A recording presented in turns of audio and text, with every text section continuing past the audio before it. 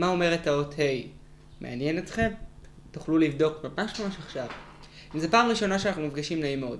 קוראים לי יוסי עבדו, אני גרפולוג מוסמך, מומחה למדעי הכתב והנפש, ועוזר לאנשים לחיות חיים בלתי מתפשרים, ולהשיג יותר תוצאות בחיים. אז מה אומרת האות ה' שלנו? איך שאני כותב את ה-ה' שלי? שימו לב, מי שכותב ה' בצורה כזאת, שיש פה זווית וזווית, אנשים נורא ביקורתיים.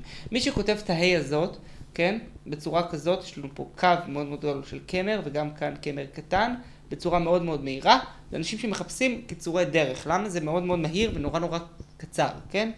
הדבר השני, יש לנו פה ה' כזאת, שיש כתובה בצורה של קונפליקט, כמו שאתם רואים, זה התנגדות פנימית. זאת אומרת, משהו עם קונפליקט פנימי או התנגדות פנימית.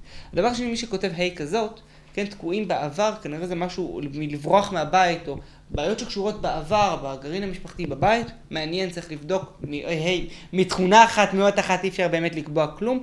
מי שכותב ה' כזה, ה' מאוד קטנה ומהירה, זה בעצם מראה על ערנות, טבעיות וגם טביעת עין. תבדקו איך נראה ה-A שלכם, תגיבו לי כאן למטה. נורא מעניין אותי לקרוא את התגובות שלכם ולענות לכם על כל השאלות, איך זה בא לידי ביטוי בכתב היד שלכם. מחכה לתגובה וללייק.